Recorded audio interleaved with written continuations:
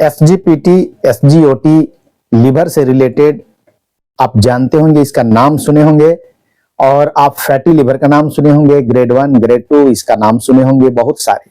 आज अनेक ऐसे लोग हैं जो फैटी लीवर से लड़ाई कर रहे हैं। जो मेरा भी एसजीपीटी बहुत हाई, लगभग 500 था, और एसजीओटी भी मेरा हाई था, और फैटी लीवर मेरा था ग्रेड 1 था, लिवर इनलार्ज्ड था, लिवर का साइज, ये सारा प्रॉब्लम मेरा था। मैं आपको बता रहा हूं कि मैंने कैसे ठीक किया, कैसे मैंने कंट्रोल किया और कितने दिनों में मैंने कंट्रोल किया। ठीक है, सबसे पहले मैं आपको एक तस्वीर दिखा रहा हूं, इसको आप पहले देखें।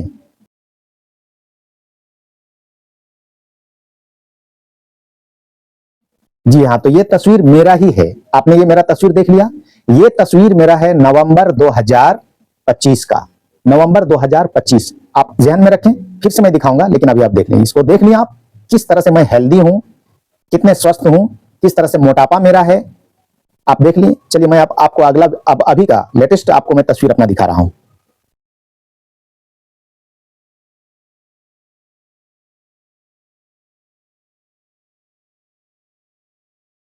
देख लिए। अब आप दूसरी तस्वीर जो देखें आप, ये है मार्च 2025 का, पहला सप्ताह का ही है, मार्च का। अभी नया नया, आज 1 तारीख है, 1 अप्रैल है, तो मुझे थोड़ा विलंब हुआ ये वीडियो बनाने में। मैं इस वीडियो को बनाने का मेरा मूल मकसद है कि लोगों को मैं प्रोत्साहित करूं कि आपको अगर एसजीपीटी हाई है तो घबराने की जरूरत नहीं है। मैंने जो कदम उठाया अपने डॉक्टर की राय मशवरा के साथ, आप भी वैसा कर सकते हैं। तो ये दूसरी तस्वीर भी मेरी है। आपको अंदाजा लगता होगा कि दोनों में क्या फर्क है। पहला जो मेरा तस्वीर आप देखें, उसमें मेरा वजन था करीब 66-67 किलो केजी, और अभी जो मेरा तस्वीर आपने देखा, ये तस्वीर मार्च वाला, ये तस्वीर में मेरा वजन है 58। ये डिफरेंस 8-9 किलो का डिफरेंस जो आप देख रहे हैं, इसका राज मैं बताने जा रहा हूं आपको। अब मैं आपके सामने अपना रिपोर्ट को जरा शेयर कर रहा हूं। आप मेरी रिपोर्ट को एक नजर देखें बारी बारी से। सबसे पहले मैं आपको अपनी फैटी लिवर का रिलेटेड जो अल्ट्रासाउंड कराया, उसमें जो रिपोर्ट आया, वो रिपोर्ट मैं आपको दिखा रहा हूं। बिफोर और आफ्टर दोनों में दिखलाऊंगा, पहले बिफोर फिर आफ्टर। तो चलिए आप अल्ट्रासाउंड का रिपोर्ट देखिए।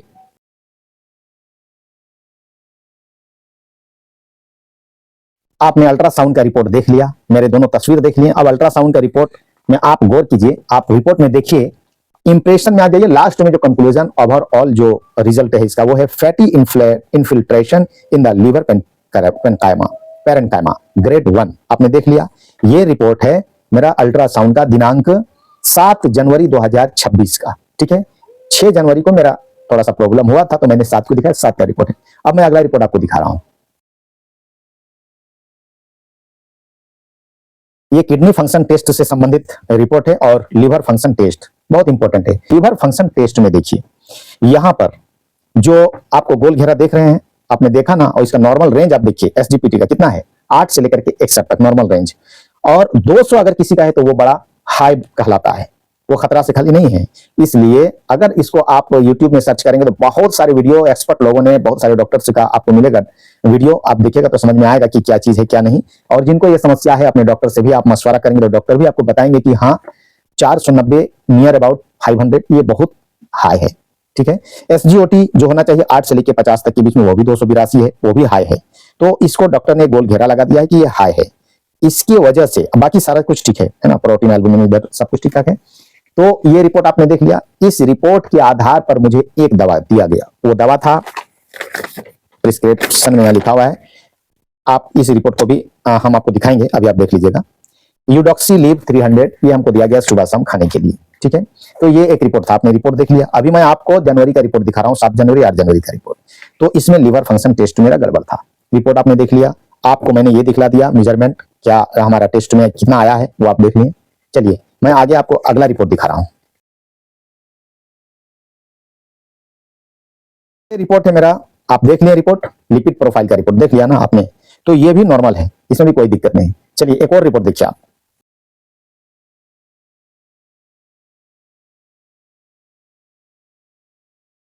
ये रिपोर्ट जो आपने अभी देखा, ये है यूरिन एनालिसिस, इसमें भी ओवरऑल नॉर्मल है, कहीं कोई दिक्कत नहीं है। अब मैं आपको जो दिखा रहा हूं, इसे भी आप ठीक से देख लें।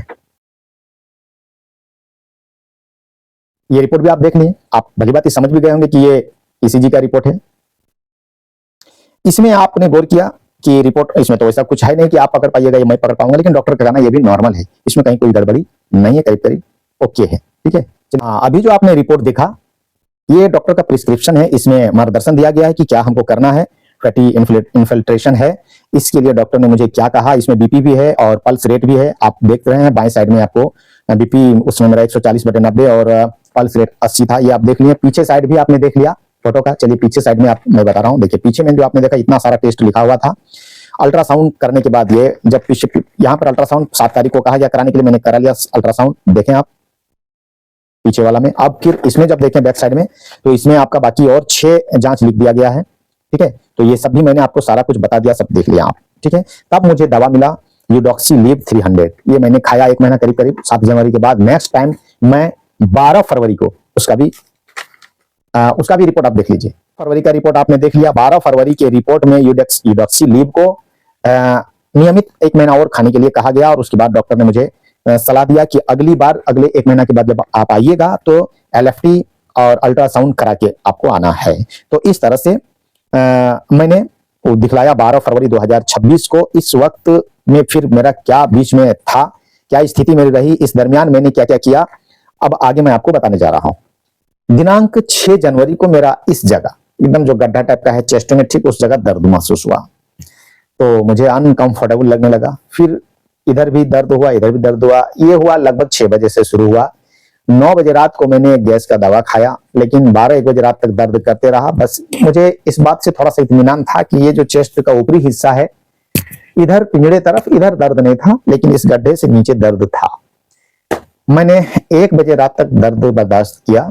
बहुत ज्यादा बर्दाश्त के बाहर दर्द था भी नहीं, लेकिन टेंशन था, अनकंफर्टेबल मुझे लग रहा था, नींद भी नहीं हो रही थी। 1 बजे के बाद दर्द मेरा कम हो गया, लेकिन इस दरमियान 10 बजे रात को एक बार मैंने उल्टी किया था और फिर 11 बजे रात को एक बार उल्टी किया था। फिर उसके बाद मुझे थोड़ा रिलैक्स मिला, दर्द भी कम हो गया। मैं सोया। सुबह उठ के मैंने बोकारो में मेरे भाई साहब रहते हैं, उनसे संपर्क किया। भतीजा मेरा वहां रहा था, उनसे संपर्क किया। उन लोगों ने कहा कि आप सीधे बोकारो चले आओ। वैसे मैं आपको बता दूं कि मैं धनबाद जिला के महुदा विलेज में रहता हूं। यह एक थाना और पोस्ट ऑफिस और बस्ती सब महुदा ही है, तीनों नाम कॉमन है। तो महुदा में मैं रहता हूं। तो फिर मैं यहां से बोकारो गया। जाकर के मैंने डॉक्टर से संपर्क किया। मेरे डॉक्टर का नाम है doctor AK Chaudhary. Cooperative colony Bokaro में नया मोड़ के सामने वहां वो बैठते हैं। तो उन्होंने मुझे कहा कि आपका तो ऐसा कोई बीमारी है नहीं, आपको एक गैस का प्रॉब्लम लग रहा है। तो एक काम कीजिए, आपको इसमें कोई दवा चलेगा नहीं, एक गैस का एक पत्ता बोला कि इसको खाना है। फिर मैंने कहा कि सर कोई और प्रॉब्लम, तो बोला कि एक काम करिए आप एक अल्ट्रासाउंड करा लीजिए। फिर मैंने अल्ट्रासाउंड कराया, इसलिए 7 तारीख को अल्ट्रासाउंड हो गया। और उन्हें सर ने कहा कि आपको खाली पेट में ये चीज कराना है। तो मैंने कहा कि सर 24 घंटा से मैं खाली पेट में ही हूँ, कुछ खाया नहीं। बोला करवा, ये कराए।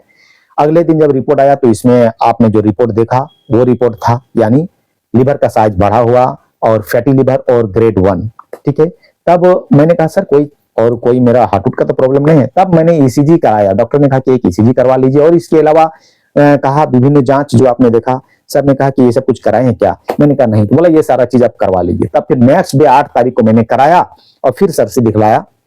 तो सर ने बताया कि भाई रिपोर्ट के आधार पर LFT में जो आपने अभी देखा है SGPT हाई, उसके आधार पर कहा कि भाई SGPT तो आपका बहुत हाई है, तो एक काम करिए आपको एक दवा खाना पड़ेगा। तब सर ने हमें यूडॉक्सी लीव प्रिस्क्राइब किया कि इसको खाओ, सुबह शाम खाना के नाश्ता और खाना के बाद में जो है 20 मिनट आधा घंटा के बाद खा लेना है। फिर मैंने वैसे खाना शुरू किया। ये सिलसिला मेरा चला। जब ये 1 महीना के बाद जब 12 फरवरी को मैं दिखाने के लिए गया, तो वहां पर मेरा वजन कुछ घटा। अब मैं आपको बता दूं कि शुरुआत आपको पहले भी बतला दिया कि शुरुआत में मेरा वजन था 66-67 kg, और जब 1 महीने के बाद 12 फरवरी को मैंने दिखाने के लिए सर के पास गया, तो उस वक्त तक मेरा 3-4 kg वजन घट चुका था। 4 kg घट गया था, लगभग 3.5-4 kg। मैंने सर से कहा कि वजन मेरा घट रहा है। जब मैं 7 तारीख को सर से दिखाने के लिए गया, 8 तारीख को, तो सर ने मुझे कहा कि तुम्हें जो है फैटी लिवर और ये SGPT हाई की वजह से तुमको खाने में परहेज करना होगा।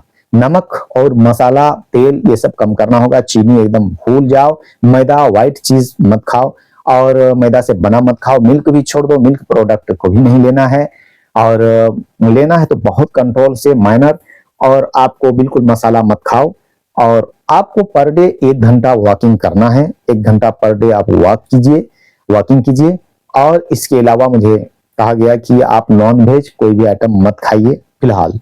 तो मैंने बड़ा सख्ती से पालन किया। सबसे इंपॉर्टेंट बात यही है कि मैंने बड़ा सख्ती से खान पान का जो मुझे मशवरा दिया गया उसका पालन किया। मैंने इसमें ऐड क्या किया, मैं जब थोड़ा सा घबराया सुन करके क्या होगा, जब मैं YouTube देखने लगा तो 200 जब जिसका होता है SGPT वो हाई बताया जाता है, और उसके वजह से क्या क्या हो सकती है आगे चल के, ये सारा चीज सुन के मुझे थोड़ा सा टेंशन हो गया। तब भैया ने मुझे एक मशवरा दिया कि एक डॉक्टर शिव कुमार शरीन, SK शरीन आते हैं, वो बहुत एक्सपर्ट है, नेशनल इंटरनेशनल लेवल के वो डॉक्टर हैं। और एक हैं डॉक्टर VK मिश्रा जो एक गैस्ट्रोलॉजिस्ट हैं, डॉक्टर एक हॉस्पिटल का वो शायद डायरेक्टर भी हैं। तो आप उसको देख सकते हैं यूट्यूब में, बड़ा अच्छा उन लोग मशवरा देते हैं। दोनों डॉक्टर का मशवरा मुझे बहुत पसंद आया और मैंने फॉलो भी किया, और अपने डॉक्टर यानी डॉक्टर AK चौधरी को लेकर के इन सब से, सबके मशवरों में जो कॉमन आ रहा है उन सारी कॉमन चीज का मैंने पालन करना शुरू किया अपने प्रॉब्लम के अनुसार। तो मैंने इसमें ऐड ये किया कि पर डे खाली पेट में मैं, बड़ा सेब होने से 1 सेब, छोटा सेब होता तो 2 सेब, ये मैंने कंटिन्यू मैंने कभी इसमें नागा नहीं किया, एकदम रेगुलरली मैंने खाया। और फिर उसके बाद 1 घंटा के बाद मैं फिर एक प्लेट पपीता काट के खाता था। बड़ा साइज का पपीता होता था, तो अपना 1 प्लेट जितना निकलता, कभी हाफ से ज्यादा, कभी हाफ से कम जैसा होता था, उस हिसाब से मैं 1 प्लेट पपीता रोज खाया करता था, पका हुआ। और सब्जी में मैंने ब्रोकोली और पत्तेदार सब्जियों का सेवन किया। विशेषकर 1 महीने तक तो मैं कंटिन्यू करीब पालक साग खाया किया, पालक, और फिर पत्तेदार सब्जियों में बंधा गोभी भी खाया, फिर बाकी अन्य सब्जी भी मैंने खाया, साग सब्जी। इस तरह से मैंने इसका अनुपालन किया, जो डॉक्टर्स का जो निर्देश था उस तरह से मैंने किया। फिर मैं कंटिन्यू 1 घंटा वॉकिंग करता था, और शाम को ओट्स वगैरह, दलिया वगैरह खाता था। ये ओट्स दलिया के बाद अगर कभी मन किया तो न्यूट्रीचॉइस का 1-2 बिस्किट ले लेता था। चीनी से सख्त परहेज कर दिया मैंने, चीनी खाना बंद कर दिया बिल्कुल ही। और बाकी चीज बस ये नॉर्मल चल रहा था। बिना तेल का सब्जी आप नोट कर लें, स्पेशल मेरे लिए बिना तेल, 1 ड्रॉप तेल मैं नहीं डालता था। हालांकि सर के द्वारा ऐसा नहीं कहा गया था कि बिल्कुल ऐसे, लेकिन मैं अपनी तरफ से थोड़ा सा कुछ ज्यादा ही परहेज किया। तो मैंने चैलेंजिंग में ले लिया कि मुझे सर ने कहा था कि 1 महीना में आपको वजन घटाना है, मैंने उसको चैलेंजिंग में लिया और रोज ये अपना रूटीन एक बना लिया। फिर खाना में 2 रोटी खा लेता था रात को, बस 2 रोटी, और दोपहर में भी थोड़ा सा चावल, या कभी 1 रोटी थोड़ा चावल, या कभी 2 रोटी ही खा लिया। इस तरह से चल रहा था। दाल मेरा अलग बनता था, मैं बिल्कुल परहेज किया। सब्जी में मेरा कोई मसाला नहीं, हल्दी जरूर रहता था, प्याज रहता था, नमक बहुत ज्यादा तो 1 चुटकी भर, बस ये नमक होता था, तेल का नामो निशान नहीं। इस तरह से मैंने खाना अपना रूटीन के तहत खाना शुरू किया। फिर 12 फरवरी की जब मैंने दिखाया तो सर, जब मैंने कहा कि सर वजन मेरा घटा है 3-4 किलो, सर ने कहा कि ठीक है, अच्छी बात है, आप अगले महीना आइए, इस बार आपको कोई अल्ट्रासाउंड और LFT वगैरह कोई जांच नहीं कराना है। नेक्स्ट 1 महीने के बाद जब आओगे तो आपको अल्ट्रासाउंड और LFT वगैरह करा ही के आना है, रिपोर्ट लेकर के, और उम्मीद है कि आपको तब तक नॉर्मल हो जाएगा। ये तो सर ने मुझे आश्वासन दिया। मैं आया, लेकिन यूडॉक्सिलीब 300 जारी रहा फिर नेक्स्ट 1 महीना। लेकिन इस दौरान क्या होता है कि 12 फरवरी के बाद 19-20 फरवरी से लगभग रमजान शुरू हो जाता है। रमजान में मेरे लिए सबसे बड़ा ये वरदान साबित हुआ कि मैंने रोजा रखा, 30 दिन रोजा रखा मैंने, और अपना रूटीन को थोड़ा सा चेंज किया। रूटीन में क्या चेंज किया कि जो मैं सुबह करता था वो बिफोर सुबह, यानी कि 4 बजे करने लगा। 4 बजे भोर में, जो हम लोग जिसको कहते हैं हम लोग शहरी करना। शहरी में मैं अच्छा, दूध वगैरह तो मैं नहीं लेता था, शहरी करता था। शहरी में मैं क्या करता था, थोड़ा सा मतलब मड़भत्ता थोड़ा सा लेता था, मड़भत्ता यानी गोलहट्टी जिसको कहते हैं, गोलहट, वो लिया करता था। थोड़ा चोखा, उसमें तेल बिल्कुल नहीं होता था, आलू का चोखा रहता था, उसमें थोड़ा सा प्याज मिला दिया करता था। नमक नहीं के बराबर, बस नहीं के बराबर नमक, वो खाता था। बस पानी खाने से पहले ही मैं 1-2 गिलास पानी पी लेता था। खाने के आधा घंटा बाद, 20 मिनट बाद 1 गिलास फिर पी लेता था। बस 2-3 गिलास पानी पीता था मैं। उसके बाद मैं रोजे की हालत में दिन भर गुजारता। रात को जब शाम के समय 6 बजे के आसपास में जब मैं रोजा इफ्तार करता था, जिसे इफ्तार कहते हैं, रोजा खोलता था, उस वक्त मैं शरबत पीता था। लेकिन मेरा शरबत प्योर खजूर के गुड़ का थोड़ा सा मिलाया करता था, वो मेरी बेटी तैयार करती थी। वो बहुत माइनर मीठा होता था, बहुत माइनर मीठा गुड़ डाल के, उसमें नींबू होता था, बस नींबू मैक्सिमम होता था, वो शरबत पीता था। बाकी नॉर्मल चना मैं खाता था, बना हुआ, रमजान में फेमस है चना, लेकिन उस चना में कोई तेल मसाला नहीं हुआ करता था, मेरे लिए स्पेशल बनता था, वो चना मैं खाता था। चना के बाद जितने भी आपका तला हुआ और भुना हुआ चीज है वो तो मैं शुरू से ही छोड़ दिया, यानी कि 6-7 तारीख जनवरी से ही। रमजान जैसे पर्व का जो मशहूर चीज है चना पकौड़ी वगैरह, मैंने कोई चीज तेल का और भुना हुआ आइटम, तला हुआ आइटम लिया ही नहीं। पकौड़ी, सिंघाड़ा, आलू चॉप कुछ भी हो ये सब मैंने नहीं लिया। मैं सिर्फ फ्रूट्स लिया करता था। फ्रूट्स में मेरा जो था फल, सुबह का जो एप्पल, वो मैं अभी मगरिब के समय यानी कि इफ्तार के समय लिया करता था, और पपीता मस्ट था मेरा। हाँ, दोपहर के खाने में जब मैं, ये रमजान नहीं था उससे पहले मैं ये बताना भूल गया कि दोपहर के खाने में मैं बढ़ चढ़ के सलाद जरूर खाता था। सर का भी कहना था सलाद पूरा खाओ। ये डॉक्टर सरीन सर का भी, डॉक्टर बीके मिश्रा सर का भी, और डॉक्टर हमारा ए के चौधरी सर का भी यही कहना था कि आपको सलाद खाइए ज्यादा से ज्यादा। आपका जो खाना है उस खाने में आधा पका हुआ खाइए, आधा अध पका खाइए, कच्चा खाइए। कच्चा तो कच्चा में मसलन क्या खाएं, तो ये सबसे अच्छा आइटम कच्चा खाने के लिए है सलाद। तो सलाद में खाया करता था। तो अभी रमजान में क्या करता था कि इफ्तार के समय सलाद ले लेता था, सलाद भी खाता था, और बाकी चीज खाता था, चना दाल जरा मरा खा लेते थे। बाकी फ्रूट्स खाते थे, तरबूज वगैरह, ग्रेप्स वगैरह, संतरा वगैरह, ये सब खाया करता था। तो इस तरह से फिर नमाज तरावी की बाद रात को रमजान के महीने से पहले मैं 7:30 बजे तक एनी हाउ खाना खा लेता था, लेकिन रमजान में 8 बजे के बाद खाना खाता था, 9 बजे के बाद, 8:30 और 9 बजे, कभी कभी 9:30 बजे भी, क्योंकि रमजान था। तरावी के बाद खाना खाता था। तो खाना क्या खाता था, थोड़ा सा मुट्ठी भर चावल लिया करता था बस। पहले तो इफ्तार कर लिया होता था बस। ये मेरा रूटीन था रमजान का। रमजान की वजह से जो मेरी नेक्स्ट 1 महीने के बाद बुलाया गया था वो तो लगभग 10-12 मार्च हो रहा था, लेकिन रमजान की वजह से मैं जा नहीं सका। ईद के बाद मैं मुझे समय मिला, कितने फरवरी, मार्च को, 28 मार्च को मैं जाकर के फिर अपना LFT वगैरह। और अब जरा इन रिपोर्ट को देखिए। अल्ट्रासाउंड का रिपोर्ट 28 मार्च का ये रिपोर्ट है, उसके बाद ये LFT का रिपोर्ट है 28 मार्च का, और फाइनली डॉक्टर साहब ने मुझे ये एवियन कैप्सूल दिए बस 1 महीना के लिए। तो आपने देख लिया। इसमें क्या देखें आप, नॉर्मल स्टडी, यानी कि मेरा जो फैटी लिवर था वो गायब, मेरा जो साइज इनलार्ज था वो खत्म, नॉर्मल हो गया, और मेरा जो ग्रेड 1 था वो भी नॉर्मल हो गया। ये परिवर्तन आया 2.5 महीना में। हाँ, वजन मेरा क्या हुआ, वजन जो मेरा 66 था, 66 से घट के 62 आया था, 62-63, वो अब हो गया मेरा 58, यानी कि 8-9 किलो लगभग घट गया। 66-67 से लेकर के अब हम खड़े हो गए 58 केजी में। आप हमें देख भी रहे होंगे कि पहले का फोटो और अभी में, मुझे देख लीजिए क्या है ये सब। ऐसे अभी मैं इस तरह से बैठ नहीं पाता, अगर ऐसा मैं बैठता तो बैठ नहीं पाता, और बैठता भी तो बहुत पेट निकल जाता, लेकिन अभी आप देख लीजिए कैसा लूज है। तो ये चीज मेरा 2.5 महीना में हुआ, वजन भी घट गया। लीवर फंक्शन टेस्ट ये भी आप देख लिए, आपने देखा ना कि ये भी नॉर्मल है। इसमें आप गौर करिए, यहाँ पे घेरा नहीं मारा हुआ है जो पिछले बार सर किए थे, लेकिन आप फिर भी देखें, टोटल प्रोटीन के नीचे देखें, नीचे में क्या दिया है रिजल्ट में, एल्बुमिन वगैरह जो भी है, ठीक है। एकदम ऊपर में भी देखें, जो शुगर है वो भी मेरा नॉर्मल है। नहीं तो लोगों ने मुझे बहुत कहा कि भाई आपका जो हेल्थ है लग रहा है शुगर है, तो नहीं, शुगर हर बार मेरा नॉर्मल आया है। इस बार है 74.2 फास्टिंग का है ना, प्लाज्मा ग्लूकोज फास्टिंग फर्स्ट में आप देख लिए। और ये जो मेरा SGPT है और SGOT है, देखिए कितना है, SGPT 21, अविश्वसनीय। 2.5 महीना में कहाँ 490, नियर अबाउट कितना 500, कहाँ उससे घट के कितना आ गया रेंज में, एकदम बिल्कुल रेंज में। कितना होना चाहिए, 8 से लेके 61 तक, कितना आपने देखा 21। SGOT कितना होना चाहिए, 8 से लेके 50, जो कि पहले था 280, कितना है 24। कितना सुंदर, कितना फर्स्ट क्लास का रेंज नॉर्मल में है। कैसे, ये 2.5 महीना का परहेज से, वॉकिंग से, खान पान से। तो ये दोनों रिपोर्ट आपने देख लिया। अब मैं आपको डॉक्टर ने जो लिखा वो भी दिखा रहा हूं। को आपने देख लिया, इसमें क्या है, कुछ भी नहीं। डॉक्टर साहब ने बोल दिया कि एकदम आप बिल्कुल स्वस्थ हैं। एक दवा सिर्फ एवियन 400 क्या है, विटामिन ई का टेबलेट है, वो दिए हैं, और कोई दवा नहीं। बोले 1 महीना खा के छोड़ दिए। मैंने कहा सर फिर कब आऊं, बोला बिल्कुल नहीं आना, आप स्वस्थ हैं। अभी कभी आपको प्रॉब्लम हो तो आ सकते हैं, अदरवाइज आप बिल्कुल स्वस्थ हैं। तो ये था रिपोर्ट आपने देखा।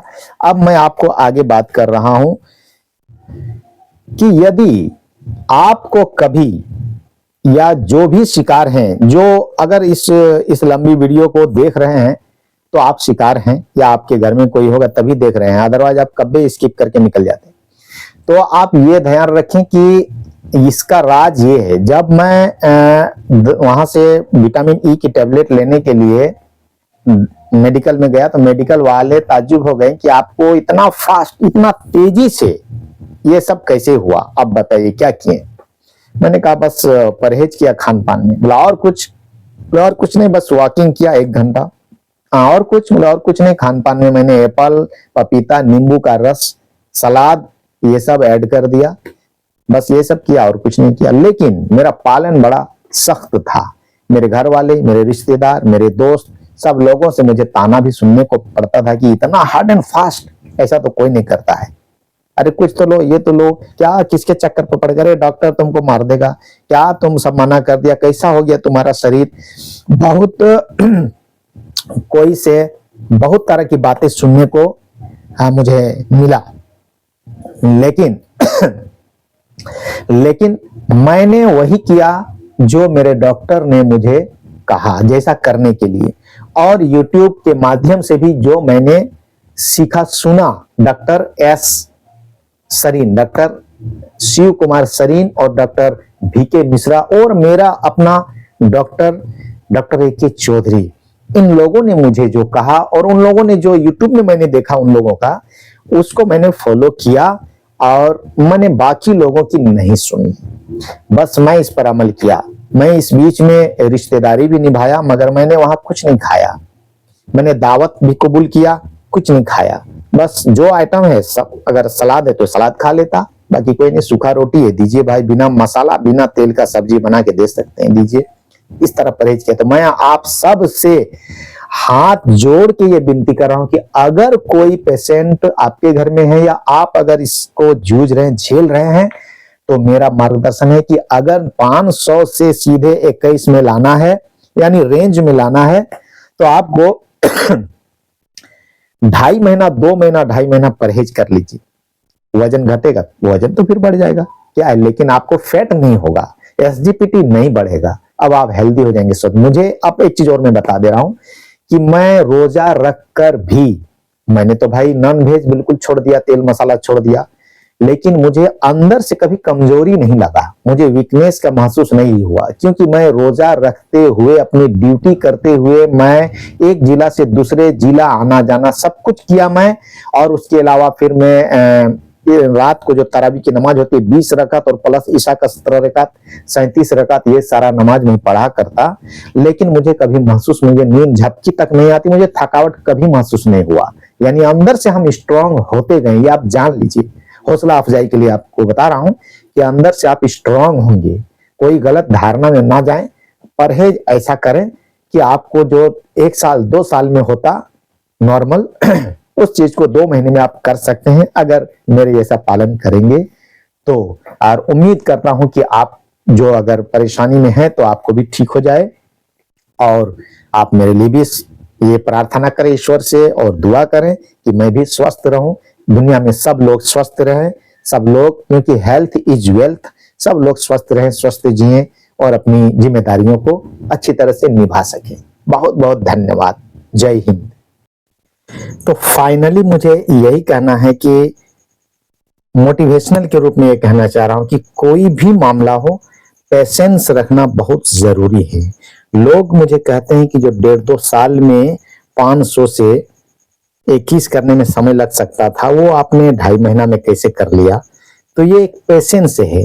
खाने पीने के मामला में और परहेज के मामला में अपने आप में एक पेशेंस रखना और परहेज करना। तो जब हम पढ़ाई की बात करते हैं तो वहां भी तो पेशेंस रख सकते हैं और कामयाबी हासिल कर सकते हैं, बहुत कम समय में अच्छा रिजल्ट कर सकते हैं, जिस तरह की मैंने एक अच्छा रिजल्ट अपने सामने लाया। धन्यवाद।